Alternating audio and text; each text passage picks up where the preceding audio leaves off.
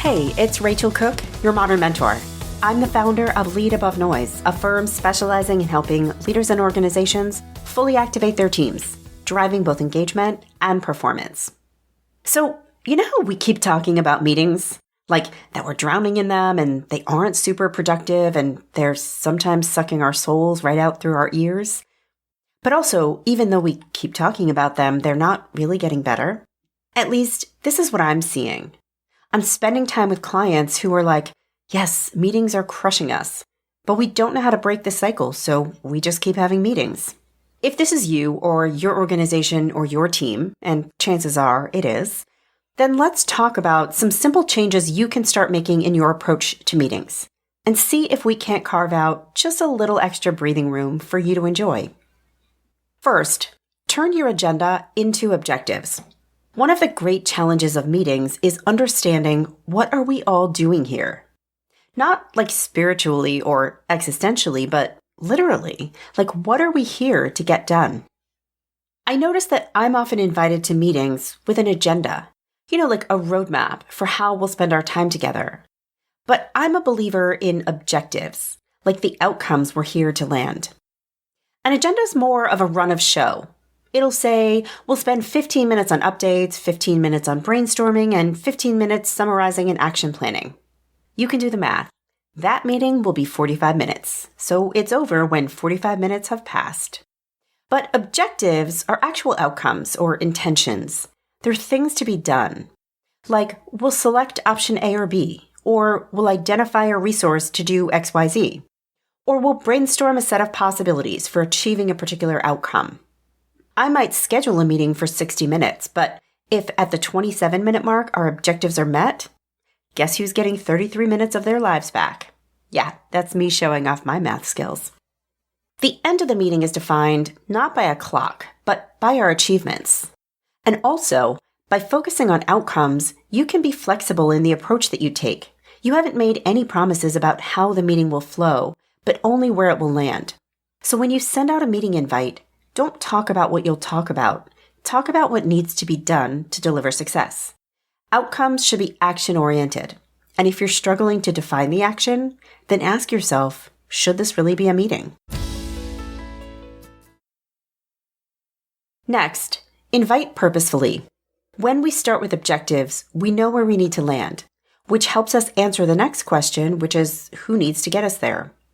Like if the objective of the meeting is to review options A and B to choose which is best, then the question is, who needs to be in the room to present the key information and or contribute to the decision?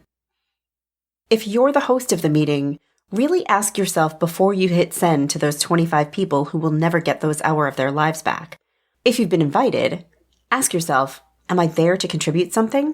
If so, be clear on what that is and be ready to contribute it. Or, am I just there to be included, or because I need to know the outcome of the decision? And if it's one of these, then opt out. That's right, opt out. Let the host know you appreciate being included, but your time would be better spent elsewhere. And could they please let you know the outcome of that decision? Next, assign pre-work. I know, we're all busy. Who has time to do pre-work? This is the mindset I encounter almost all the time. But here's a reframe. Who has the time to sit through a series of meetings in which things don't get resolved because we don't have all the information? So then we'll need to have another meeting. I know, it's a little circular, but really think about it.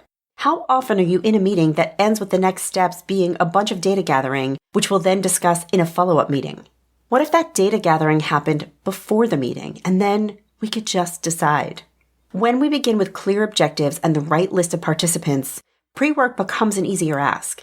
When we're able to tell participants exactly what we mean to achieve in a meeting, the inputs we'll need become clear. And asking someone to generate them on the condition that no additional meetings will be needed, it feels like a win, right? Next, and this is a quick one, strip out updates. If one of your meeting objectives is to provide an update, pull it out, capture it in writing or a quick video or a Slack message, and send it to those who need to know. If your only meeting objective is to provide an update, that, friends, is the infamous meeting that should have been an email. So cancel it. And finally, shine a light on hard things. One of the biggest drivers of unproductivity in meetings, it is our collective discomfort with calling out what needs to be called out. So often, we choose politeness over directness. And also so often, we end up fixing big problems that could have been addressed when they were only small annoyances. Maybe you sense that a customer email about to go out is going to trigger a service problem. Say something before it goes out. Maybe you know that someone on the team isn't meeting their deadlines, which is putting the project at risk. Ask directly in the meeting about whether specific things are on track. And if they're not, be ready to discuss a contingency plan. Of course, always be respectful and assume the best, but don't be afraid to call out the bad, because they'll only get worse the longer you wait. And of course, that will require a whole new slew of more meetings. Join me next week for another great episode. Until then, visit my website at leadabovenoise.com if your organization could use a dose of activation. You can follow Modern Mentor on Apple Podcasts, Spotify, or wherever you listen to podcasts. Find and follow me on LinkedIn. Thanks so much for listening and have a successful week. Modern Mentor is a quick and dirty tips podcast. It's audio engineered by Dan Firebend. Our director of podcasts is Brandon Getchis.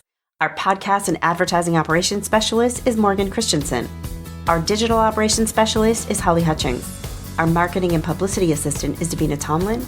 And Cameron Lacey is our marketing contractor.